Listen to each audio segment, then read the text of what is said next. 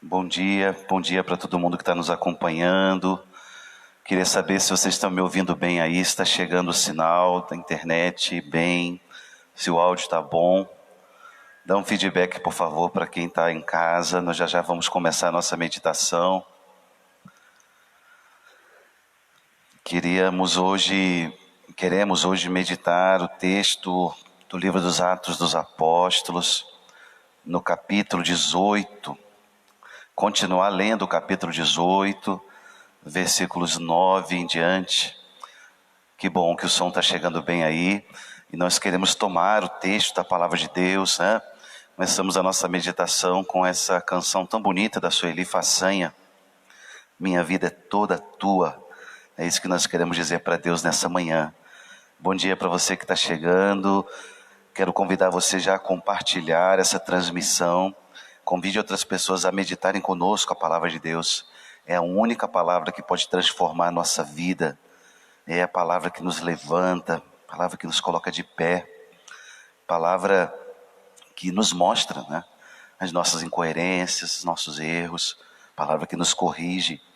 Então, queria dar um bom dia para todo mundo que está chegando. Bom dia para Mônica, bom dia para Alba, bom dia para Maria Teodora, bom dia para Cleo, bom dia Leomira, Maria José, Eliane, bom dia Ana, bom dia Marcelino, bom dia Graça, bom dia Vera, bom dia para todos vocês que estão nos acompanhando agora nessa transmissão ao vivo. Mais uma vez eu insisto, compartilhe essa transmissão para que outras pessoas participem conosco. Eu já estou compartilhando aqui, é bem simples, tem um botãozinho aí chamado compartilhar, ou uma setinha grande, e você aperta e esse vídeo vai lá para a sua linha do tempo e outras pessoas vão participar conosco nessa manhã. Enquanto isso, eu vou tomando aqui o texto do livro dos Atos dos Apóstolos, a primeira leitura que você vai ouvir na missa de hoje. Nós já começamos o dia meditando sobre ela. O texto é Atos 18, de 9 ao versículo 18. Em nome do Pai, do Filho e do Espírito Santo. Amém. Vinde, Espírito Santo, e enchei os corações dos vossos fiéis, e acendei neles o fogo do vosso amor. Enviai o vosso Espírito, e tudo será criado, e renovareis a face da terra. Oremos. Ó Deus, que instruíste os corações dos vossos fiéis com a luz do Espírito Santo, fazei que apreciemos retamente todas as coisas, segundo o mesmo Espírito, e gozemos sempre da sua consolação. Por Cristo, Senhor nosso. Amém. Ave Maria, cheia de graça, o Senhor é convosco. Bendita sois vós entre as mulheres, e bendito é o fruto do vosso ventre, Jesus. Santa Maria, Mãe de Deus, rogai por nós, pecadores, agora e na hora de nossa morte. Amém. Nossa Senhora do Amor Divino, rogai por nós. Enquanto você vai tomando o texto, Atos dos Apóstolos, capítulo 18.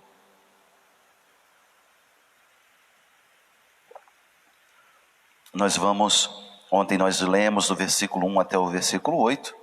Hoje nós vamos ler do 9 em diante. Estando Paulo em Corinto, uma noite o Senhor disse-lhe em visão: não tenhas medo, continua a falar e não te cales, porque eu estou contigo. Ninguém te porá a mão para fazer mal. Nesta cidade há um povo numeroso que me pertence. Assim, Paulo ficou 1 ano e meio entre eles, ensinando-lhes a palavra de Deus. Na época em que Galião era procônsul da Acaia, os judeus insurgiram-se em massa contra Paulo e levaram-no diante do tribunal, dizendo: este homem induz o povo a adorar a Deus de modo contrário à lei. Paulo ia tomar a palavra, quando Galião falou aos judeus, dizendo: judeus, se fosse por causa de um delito ou de uma ação criminosa, Seria justo que eu atendesse a vossa queixa, mas, como é questão de palavras, de nomes e da vossa lei, tratai disso vós mesmos. Eu não quero ser juiz nessas coisas. E Galião mandou-os sair do tribunal. Então todos agarraram Sóstenes, o chefe da sinagoga, e espancaram-no diante do tribunal. E Galião nem se incomodou com isso. Paulo permaneceu ainda vários dias em Corinto. Despedindo-se dos irmãos, embarcou para a Síria em companhia de Priscila e Áquila. Em Cencreia, Paulo rapou a cabeça, pois tinha feito uma promessa. Palavra do Senhor, graças a Deus. Vocês viram que o celular pulou, aí um barulho aconteceu, né? O celular pulou ali do pedestal que estava apoiado, mas está tudo bem, graças a Deus, viu? Queria continuar a leitura de ontem. Ontem nós falávamos de Corinto, né? Essa cidade tão importante comercialmente, essa cidade greco-romana, essa cidade dos dois portos, dos dois mares. Ontem nós falávamos bastante dessa cidade que atraía, né, migrantes de todas as regiões, por causa da sua condição geográfica, e tantas coisas boas chegavam em Corinto rapidamente, como também muitas coisas más. Corinto era a cidade do amor e da dor de Paulo. Paulo se dedicou, nós vimos aqui no texto, né, muito tempo na evangelização dessa comunidade.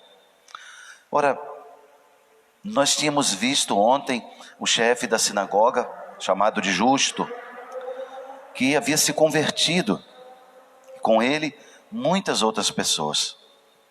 Ora, aquela rejeição inicial e blasfêmias da parte dos judeus, agora tinha dado no versículo 7, 8, a conversão do chefe da sinagoga, muitos pagãos se convertendo, ou seja, uma reviravolta. Novamente acontece uma perseguição contra Paulo. Do versículo 9 em diante, quando agora vamos lendo, né, os judeus contra-atacam aquilo que estava sendo o trabalho missionário de Paulo. Ali Paulo tinha fundado uma comunidade, ali, digamos, uma das mais importantes comunidades em solo europeu. Paulo e seus companheiros ficaram ali mais ou menos 1 ano e meio. A época da viagem missionária, o ano 50, a viagem missionária de Paulo, a segunda viagem, Paulo ficou ali mais ou menos até o ano 52. Ora, é bonito perceber que o trabalho de Paulo era, dizia aqui o texto, que ele ensinava a palavra de Deus. Ficou 1 ano e meio entre eles, ensinando-lhes a palavra de Deus, né? Um trabalho de evangelização e um trabalho de catequese. Qual é a diferença, padre, entre um e outro? Uma grande diferença. A evangelização é o anúncio da fé, é o anúncio do amor de Deus, do projeto de Deus, é o anúncio da salvação que Deus nos deu em seu Filho Jesus, é o anúncio da vinda do Espírito Santo, em que a palavra de Jesus continua em nós, é o anúncio da vida em comunidade como projeto de Deus. E isso é evangelização, um anúncio. Já a catequese é um ensino mais sistematizado, um ensino da doutrina, aquilo que decorre da evangelização. De que vale acreditar em Deus, em Jesus, no Espírito Santo, na igreja? Ora, a catequese vai formular isso em toda a doutrina que nós temos, né, no catecismo. Então, repito, a evangelização é um anúncio, a catequese é um ensino. Ora, às vezes as duas coisas se misturam, né? Na homilia da missa, às vezes nas nossas transmissões aqui, né? O anúncio com a catequese. Porque o panorama dos ouvintes nas nossas igrejas hoje é muito diverso. Há muitas pessoas que foram catequizadas, que receberam os sacramentos, mas não foram evangelizadas, porque a vida não mudou. Foi trazida, às vezes, bebezinho para ser batizado, fez a primeira comunhão até, e recebeu, né, doutrina, aprendeu tantas coisas sobre a fé, sobre a igreja, mas não foi evangelizado. E muitas vezes na nossa pregação a gente tem que tentar unir as duas coisas, evangelizar os batizados, evangelizar os catequizados. Dinâmica que na igreja primitiva era diferente. Diante dos pagãos, adoradores dos ídolos, né? O anúncio era feito, depois eles recebiam o batismo, catequese e aí ingressavam na comunidade. Hoje, repito, temos que evangelizar os batizados. Quantas pessoas dentro das nossas casas foram batizados, fizeram comunhão, mas não foram evangelizados? É isso mesmo, cara a cara com Jesus, né? Olhar o sangue derramado dele e dizer, foi por mim, foi por você. Pensar nessa salvação, pensar na ação do Espírito Santo em nós. É assim que a evangelização acontece. Pode acontecer de caminharmos uma vida inteira dentro da igreja e não sermos evangelizados. Pois aqui, repito, Paulo, ele passa 1 ano e meio ensinando-lhes a palavra de Deus.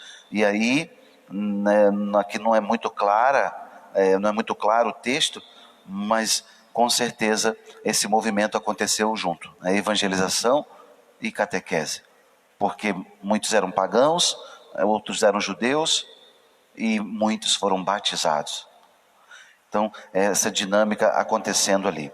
Ora, do versículo 10 em diante, né, no versículo 9 em diante, Lucas insere no texto uma visão que Paulo tem.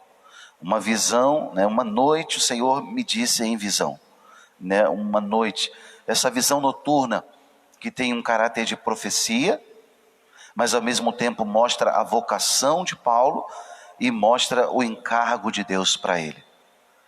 A profecia e mostrando a vocação de Paulo, São Lucas usa uma fórmula que é muito conhecida na Escritura, muitas vezes se repete com os vocacionados da Bíblia.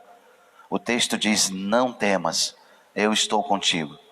Não temas, Deus disse para Isaías, não temas, Deus disse para Jeremias, não temas. E tantas vezes essa palavra foi repetida na Sagrada Escritura. No Novo Testamento, não temas para Zacarias, não temas para Nossa Senhora. Agora para Paulo, não temas, eu estou contigo. Uma forma clássica na Bíblia de Deus falar, né? Ora, e o encargo que Deus dá para Paulo, diz aí o texto, no versículo 10, né? Não temas porque eu estou contigo, ninguém te porá a mão para fazer mal, nesta cidade há um povo numeroso que me pertence. Deus fala claramente qual é o plano dele, qual é o projeto. Nesta cidade tem um povo numeroso que me pertence. Um povo que vai adorar a Deus em espírito e verdade. Um povo que não está cumprindo a religião só num protocolo social. Não. Deus está dizendo, aí tem um povo que vai se tornar adorador. Um povo que me pertence. Ora, nós vamos ver isso depois, quando lemos a carta aos Coríntios, né? E vamos ter a oportunidade de ler a carta aos Coríntios, a primeira, a segunda carta, como o Espírito Santo agia naquela comunidade.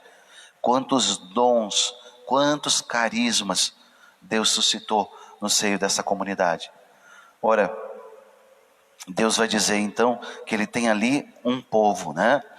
E dá a Paulo, nesse encargo, a sua vocação, né? Não temas, não tenhas medo, continua a falar e não te cales. Continua a anunciar, continua a evangelizar. Continua a falar para as pessoas da minha salvação. Continua a anunciar esse reino que já começou. Continua a dizer que os valores desse mundo são passageiros, são caducos, eles definham, decaem. Mas há valores eternos, escritos pela mão do Senhor, que permanecerão para sempre. Continua e não te cales. Essa, meus irmãos, a palavra que Deus tem para nós hoje, nessa sexta-feira. Continua e não te cales. Continua e não te cales. Continua evangelizando. Continua compartilhando a palavra de Deus, mensagens do Evangelho. Continua investindo pesado no reino de Deus, da melhor maneira que puder. Investe, continua e não te cales. É essa a nossa experiência de fé. Porque aquilo que nós queremos, que já aconteceu conosco, aconteça também com o mundo. A experiência dessa família de Deus que nós entendemos pela palavra, nós desejamos não só para nós, para os nossos, mas para o mundo inteiro. É esse projeto de Jesus que nós queremos viver. Por isso, continua e não te cales, continua. Ora, aqui do versículo 12 em diante, um contra-ataque dos judeus, né? Diz aqui que de comum acordo eles insurgiram-se em massa contra Paulo e levaram-no ao tribunal, né? Dizendo: este homem induz o povo a adorar a Deus de modo contrário à lei. Ora, que tribunal é esse que eles estão levando Paulo em Corinto? Era uma grande praça pública que eles chamavam de Ágora, ali onde acontecia a vida da sociedade. Cada cidade tinha sua Ágora. Paulo muitas vezes pregou na Ágora pública, muitas vezes. Levam Paulo diante de Galião, lá no tribunal. Eles têm contra Paulo uma acusação vazia, uma acusação muito vaga. Este homem, ele induz o povo a adorar a Deus de modo contrário à lei. Olha, uma acusação que não diz respeito ao governo romano. Galião sabe muito bem que aquilo ali é um problema entre Paulo e os judeus. É a religião nova que Paulo está trazendo, isso fere ali a sensibilidade dos judeus. Eles falam do seu povo, eles falam do povo judeu. Paulo vai dizer: não, o evangelho é para todos os povos. Agora não tem mais nem judeu, nem grego, escravo ou livre, somos um só em Cristo. Paulo prega essa missão universal de Cristo. E em Galião, diante também da soberba do governo romano, Galião é governador da Acaia, uma província do Império Romano, ali naquela região da Grécia. Galião, ele vai dizer: não, Roma está acima dessas questões religiosas. Esse problema aí é lá com vocês, eu não tenho nada com isso. Ele se esquiva de fazer um juízo diante daquele fato. O texto diz aí, né, versículo 14, Galião falou aos judeus dizendo: judeus, se fosse por causa de um delito ou de uma ação criminosa, seria justo que eu atendesse a vossa queixa. Mas, como é de questão de palavras, de nomes da vossa lei, tratai disso vós mesmos. Galião se esquiva de fazer um julgamento. Eu não quero ser juiz nessas coisas. Lembra um pouco Pilatos lá, que lava as mãos, né, diante do julgamento de Cristo. Em Galião, assim como Pilatos era governador na Judéia do Império Romano, agora Galião, ele é governador na Acaia, também pertencente ao Império Romano. Galião se esquiva dessa questão trazida por eles e, não vai atender o pedido dos judeus, né? Eu não quero ser juiz nessas coisas. E Galião mandou-os sair do tribunal. Vamos embora, porque eu não quero saber disso aqui. Ora, todos aí começam então a perseguição sangrenta.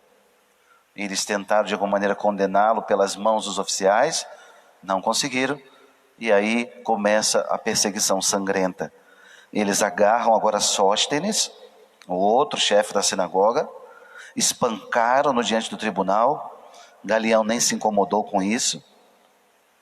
Diz aqui o texto, né? São Lucas vai fazendo como que um sumário da situação e termina dizendo que Paulo permaneceu ainda vários dias em Corinto, não desanimou diante da dificuldade, não parou diante da perseguição, foi forte, corajoso. Despedindo-se depois dos irmãos, embarcou para a Síria em companhia de Priscila e Áquila. E em Cencreia, Paulo rapou a cabeça, pois tinha feito uma promessa, um voto. Ninguém sabe ao certo que voto era esse que Paulo havia feito. O livro dos Números, lá no capítulo 6, fala de um voto, o voto nazireu, que uma pessoa ficava sem cortar o cabelo, ficava sem passar a navalha na cabeça durante um certo tempo, uma consagração que fazia a Deus. Alguns autores de comum acordo, pensam que seria esse o voto que teria Paulo feito, narrado aqui, né? Paulo rapou a cabeça, ou seja, tinha terminado esse voto, tinha terminado o tempo que ele tinha feito essa promessa. E aí, mas não temos provas quanto a isso. O fato é que Lucas registra aqui, talvez para mostrar que Paulo não havia rompido totalmente com o judaísmo, para mostrar para os próprios irmãos de raça, que ele conhecia bem as Escrituras e estava vivendo conforme o cumprimento dessas Escrituras. O fato é que nós não sabemos o motivo exato, né? O texto não menciona, ficam aí as conjecturas para tentar entender que voto era esse que Paulo havia feito. Mas hoje, meus irmãos, queria deixar nessa meditação aquilo que Deus falou para Paulo e fala para nós também hoje, né? Não temas, eu estou contigo. O chamado de Paulo, a profecia e o encargo de Deus para ele continua para nós hoje na igreja. Não tenhas medo, continua a falar e não te cales. É isso que nós queremos pedir a Deus hoje, que cada um de nós não só receba a evangelização, não só seja evangelizado, mas cada um de nós também possa evangelizar a outros, ganhar pessoas para Cristo, mostrar a beleza do Evangelho, buscar estratégias, formas criativas, né, de anunciar Jesus Cristo, com um sorriso, com uma presença, com alegria, né, com a fé, evangelizar com palavras, mas evangelizar também com gestos. Fato hoje tão difícil, né? E muitas pessoas às vezes dentro da nossa casa não querem seguir o Evangelho, porque às vezes a nossa evangelização não tem sido adequada. Eu quero perguntar para você hoje, como tem sido? Quais têm sido as tuas estratégias de evangelização? Não está dando certo uma estratégia? Tenta outra, mas não desiste do Cristo. Tem perseguição, tem gente contrária, normal, sempre teve, contra Cristo, contra os apóstolos e contra nós também. Mais importante é a consciência diante de Deus de estarmos querendo levar a presença dEle. E levando essa presença com, repito, criatividade, alegria e sorriso nos lábios, nós queremos fazer chegar essa missão, essa palavra a muitos corações. É assim que nessa manhã nós queremos dizer para Deus: Pai nosso que estais nos céus, santificado seja o vosso nome. Venha a nós o vosso reino, seja feita a vossa vontade, assim na terra como no céu. O pão nosso de cada dia nos dai hoje. Perdoai-nos as nossas ofensas, assim como nós perdoamos a quem nos tem ofendido. E não nos deixeis cair em tentação, mas livrai-nos do mal. Amém. Glória ao Pai, ao Filho e ao Espírito Santo, como era no princípio, agora e sempre. Amém. O Senhor esteja convosco, Ele está no meio de nós. Por intercessão de Nossa Senhora do Amor Divino, desça sobre todos vós a bênção do Deus Todo-Poderoso, Pai, e Filho e Espírito Santo. Amém.